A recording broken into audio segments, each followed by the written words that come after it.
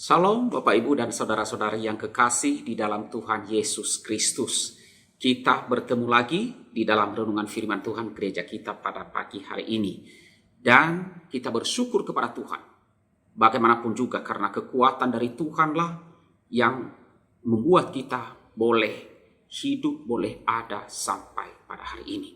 Dan marilah kita tetap bersyukur dan bersyukur terus untuk hal itu.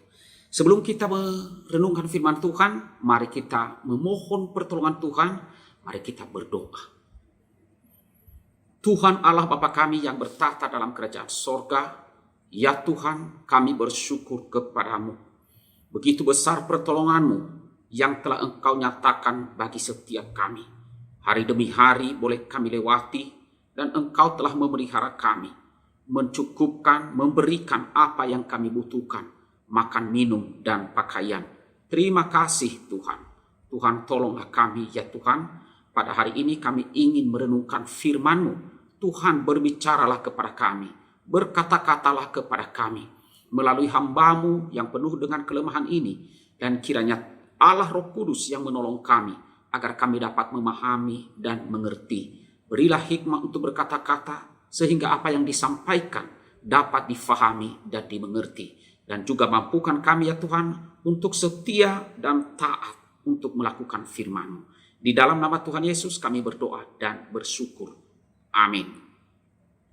Bapak, Ibu, dan saudara-saudari yang kekasih di dalam Tuhan Yesus Kristus, firman Tuhan yang akan kita renungkan pada pagi hari ini, saya ambil di dalam Injil Yohanes, pasalnya yang ke-5, ayatnya yang ke-24 saja. Satu ayat saja, saya bacakan untuk saudara-saudari semuanya. Firman Tuhan berbunyi demikian.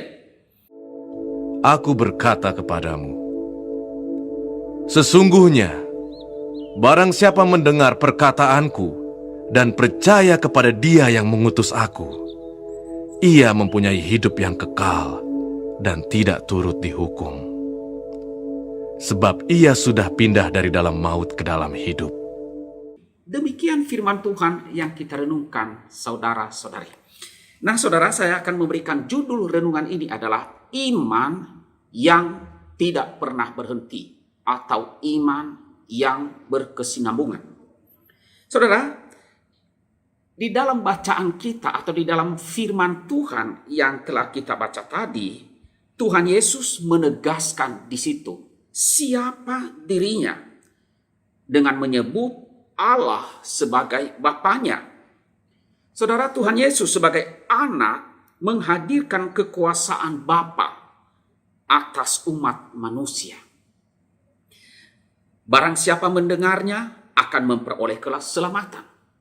Jadi bagi mereka atau bagi orang yang percaya dan bagi orang yang menerima dirinya, pernyataan ini membuka lebar pintu keselamatan yang diharapkan oleh setiap orang. Nah, saudara, namun saudara, kalau kita perhatikan dengan lebih teliti ayat ini, ya, kita melihat di situ ada kata kerja, yaitu mendengar dan percaya. Nah, saudara, apa yang dimaksudkan di dalam kata kerja itu, mendengar dan percaya? Saudara, yang dimaksudkan di sini adalah ketika Tuhan Yesus mengatakan, ya, barang siapa mendengar perkataanku dan percaya kepada Dia yang mengutus aku. Nah, mendengar dan percaya bukanlah tindakan satu saat. Ya. Tetapi saudara, ini adalah tindakan yang terus-menerus. Tindakan yang berkesinambungan, yang tidak pernah berhenti. Saudara, Tuhan Yesus Kristus menegaskan bahwa hidup kekal yang kita miliki saat ini itu tergantung pada iman yang terus-menerus. Pada hidup iman kita yang hidup terus, tidak pernah berhenti. Ya, jadi saudara, iman itu perlu dikerjakan dengan sabar, dengan setia, berkesinambungan, dengan cara terus mendengar suaranya, terus mendengarkan firman Tuhan, terus belajar firman Tuhan, terus mempercayakan diri kepada Allah, Tuhan dan Bapa kita.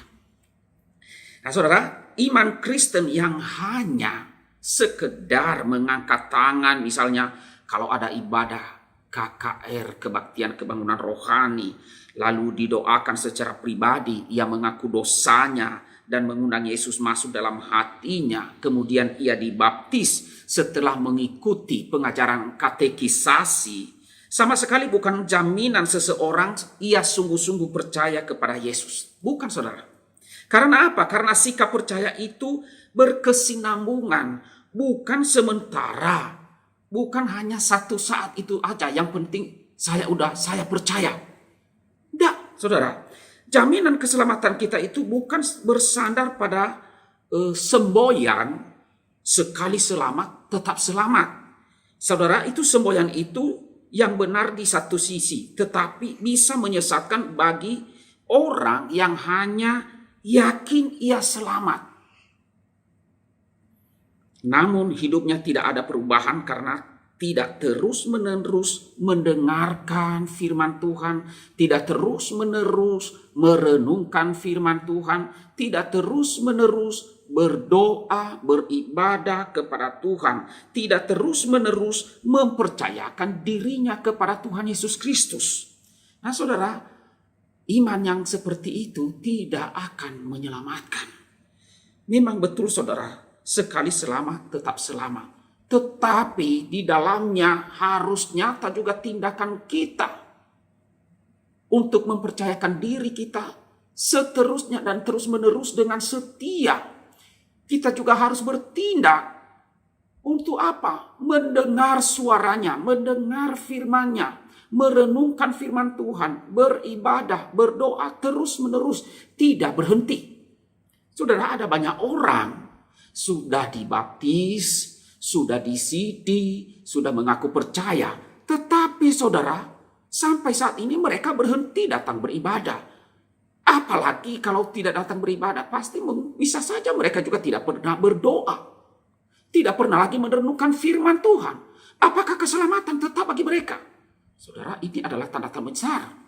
Kalau mereka terus-menerus dalam keadaan seperti itu, saya yakin bahwa mereka tidak akan selamat. Nah, saudara-saudaraku yang kekasih di dalam Tuhan Yesus Kristus, di dalam Matius pasalnya yang ke-7 ayat 21 sampai dengan 23, Tuhan Yesus berkata demikian. Bukan setiap orang yang berseru kepadaku, Tuhan, Tuhan akan masuk ke dalam kerajaan sorga, melainkan dia yang melakukan kehendak Bapakku yang di sorga. Pada hari terakhir, banyak orang akan berseru kepadaku, Tuhan, Tuhan, bukankah kami bernubuat demi namamu dan mengusir setan demi namamu dan mengadakan banyak mujizat demi namamu juga? Pada waktu itulah aku akan berterus terang kepada mereka dan berkata, aku tidak pernah mengenal kamu, enyalah daripadaku, kamu sekalian pembuat kejahatan. Nah, saudara-saudaraku yang kekasih di dalam Tuhan Yesus Kristus, maukah saudara terus-menerus mendengar suaranya dan mempercayakan hidupmu kepada Tuhan, baik di dalam keadaan lancar maupun di dalam keadaan yang susah dan sulit, di mana nampaknya Tuhan itu begitu tersembunyi bagi kita? Maukah kita terus-menerus mempercayakan diri ketika berada dalam kondisi menyenangkan atau di dalam kondisi yang sangat menyulitkan, yang sangat susah? Satu yang paling penting yang kita yakin bahwa Tuhan kita Yesus Kristus itu ada. Ia hidup dan dia sedang melihat kita. Dia tahu dan mengerti keadaan kita, apa yang sedang kita alami. Dan dia terus bekerja untuk menolong kita, untuk memberikan kita kekuatan. Ia bekerja dengan lembut walau nampak sepertinya tidak terasa. Dan dia sungguh tak pernah meninggalkan kita.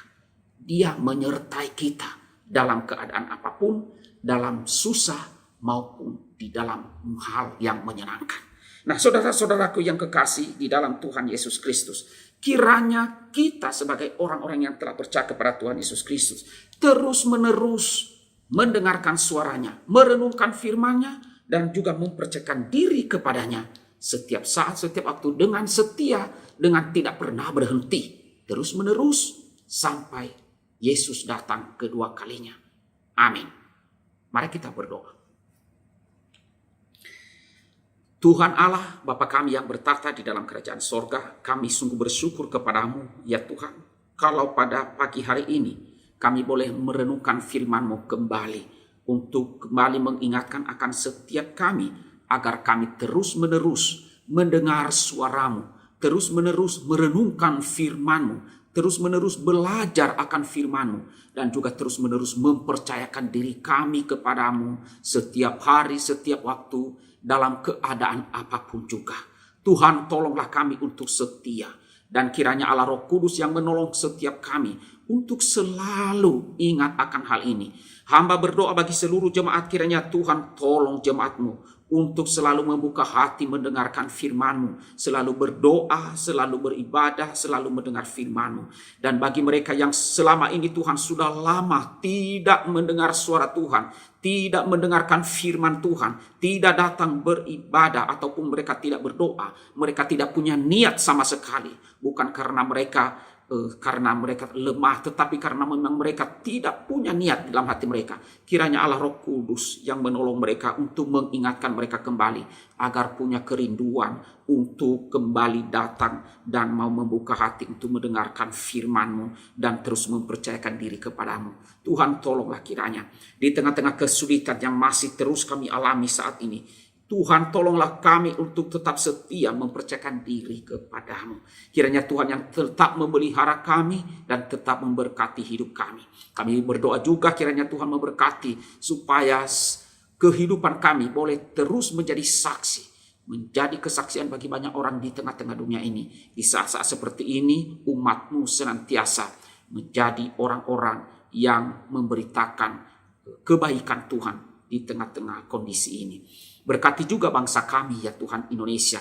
Kami bersyukur kepada Tuhan kalau pandemi ini, ya Tuhan, boleh semakin menurun akan yang menderita COVID. Kami bersyukur, terima kasih. Dan kiranya Tuhan yang terus menolong seluruh masyarakat Indonesia untuk senantiasa memperhatikan akan anjuran pemerintah untuk selalu menjaga atau menggunakan protokol kesehatan. Tuhan, tolonglah kiranya. Berkatilah bangsa kami, jauhkan dari perpecahan, dan biarlah pembangunan masyarakat Indonesia dengan pertolongan Tuhan sungguh semakin hari semakin lebih baik. Berkatilah Bapak Presiden dan Wakil Presiden kami, dan juga para pejabat-pejabat tinggi negara. Kiranya Tuhan menganugerahkan kepada mereka hati yang takut akan Tuhan dan hati yang bijaksana untuk menjalankan pemerintahan di negara kami. Terima kasih Bapak, di dalam nama Tuhan Yesus kami berdoa dan bersyukur. Amin.